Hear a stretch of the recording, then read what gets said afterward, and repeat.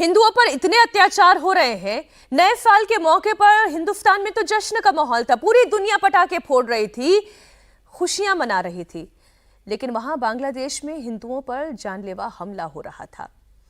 एक और हिंदू को जलाकर मारने की कोशिश की गई। स्ट्रेचर पर जो बॉडी आप देख रहे हैं, भयानक जली हुई हालत में। ये ताजा मामला शरीयतपुर के तिलोई का है, जहां जिहादी जमात ने हिंदू दुकानदार को पहले ऑटो से खींचा, उसकी पिटाई की, मन नहीं भरा पीटने के बाद तो चाकू से हमला कर दिया गया। इसके बाद जिहादियों ने उसके ऊपर पेट्रोल डाल दिया, पेट्रोल छिड़क कर उन्हें आग के हवाले कर दिया। ये तो आप समझ लीजिए गनीमत रही, भगवान की कृपा थी। पास ही में एक तालाब था और खोकन दास उसमें कूद गए, उनकी जान तो बच गई, लेकिन अस्पताल में है, बहुत सीरियस है। और बांग्लादेश का ये कोई पहला मामला भी तो नहीं है। चाहे 2025 की दिसंबर रही हो या फिर 2026 की आज जनवरी की 2 तारीख, कैलेंडर में तारीख बदल रही है, लेकिन हिंदुओं की स्थिति नहीं बदल रही है। 16 हिंदुओं की हत्या हो चुकी है। दीपू दास पर ईश निंदा का आरोप लगाकर उसे चलाकर मार डाला। बाद में छानबीन हुई तो पता चला कि कोई ईश निंदा नहीं हुई थी। सम्राट को मौत के घाट उतार दिया गया। ब्रजेंद्र विश्वास की गोली मारकर हत्या कर दी गई। अब खोकन दास को जिंदा जलाकर मारने की कोशिश की गई। इस पूरे मामले पर खोकन दास की मां का क्या कहना है, वो दर्द, वो पीड़ा सुनिए। কেহরবাঙ্গা ওষুধের দোকান, বিকাশের দোকান বন্ধ করে বাড়িতে আইসে, বাড়িতে মনে করেন বাড়ির গাড়ায় পেট্রোল দিয়ে আগুন দিয়েছে, গায়ে চারটা কোপ দিছে, পেটের ইঠি বাইরে গেছে, মাথায় কোপ দিছে। बांग्लादेश में हिंदुओं पर लगातार हो रहे हमले से सनातनी भड़के हुए हैं और बांग्लादेश सरकार से हिंदुओं की रक्षा की मांग कर रहे हैं।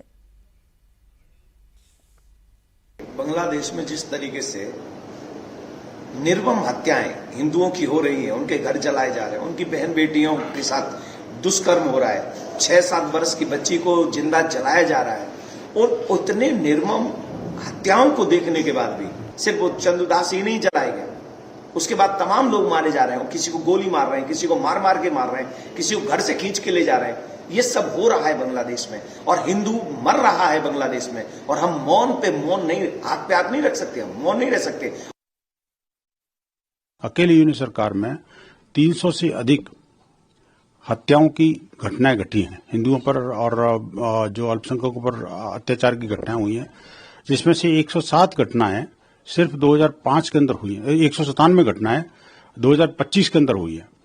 तो जिस प्रकार से वहां की स्थानीय पुलिस और शासन प्रशासन के लोग हिंदुओं को जो फंसाने का काम कर रहे हैं, एक तरह से कोई भी घटना घटी और उसके बाद हम तुरंत या तो उसको लिपापोती करके ये कह देते हैं आपसी रंजिश की घटना है, आपसी द्वेष की घटना है, आपसी लड़ाई झगड़े की घटना है, या फिर उसको जो है ना दूसरी तरह से उसको पर्दा डालने की कोशिश की जाती है, या उसको ऐसे फंसा दिया जाता है उस हिंदू को कि ये तो हिंदू है, अपने भारत का साथ देने वाला है, या इसने ईश निंदा की है।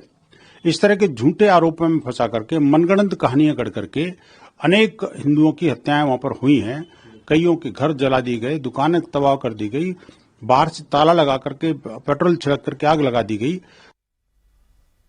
आरती जी, वहां पर हिंदुओं के लिए केवल कैलेंडर ही तो बदल रहा है, तारीखें ही बदल रही हैं, उनकी स्थिति तो नहीं बदल रही है।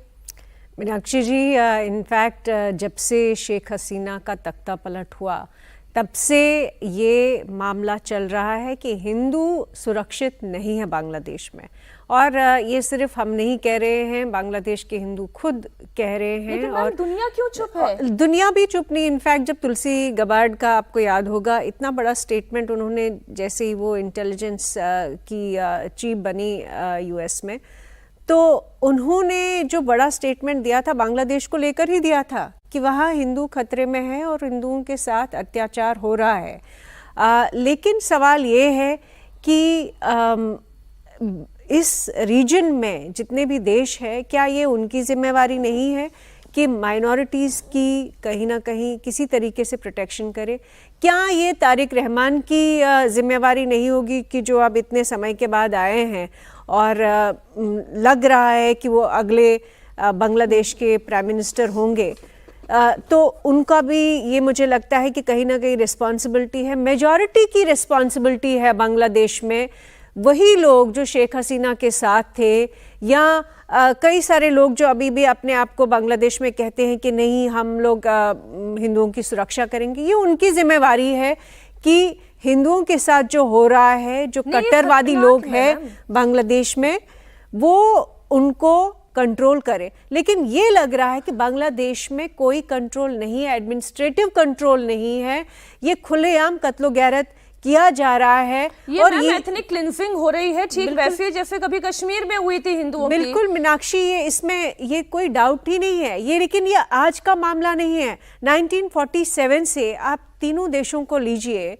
बांग्लादेश बाद में बना, 71 में बना, लेकिन अगर आप देखें ईस्ट पाकिस्तान और वेस्ट पाकिस्तान में जो माइनॉरिटीज़ थी उनका सफाया कैसे हुआ है 47 से लेकर अभी तक, और वही प्रक्रिया चल रही है, उसमें कोई भी गैप नहीं आया है। आपने तुलसी गबार्ड का नाम लिया, मैं आज सुबह ही जब सोशल मीडिया पे अलग अलग पोस्ट देखते हैं तो तुलसी गबार्ड का भी देखा। नए साल में वो सूर्य नमस्कार कर रही थी। तुलसी गबार्ड अमेरिका में सूर्य नमस्कार कर रही थी, यहाँ हिंदू कर सकता है बांग्लादेश में?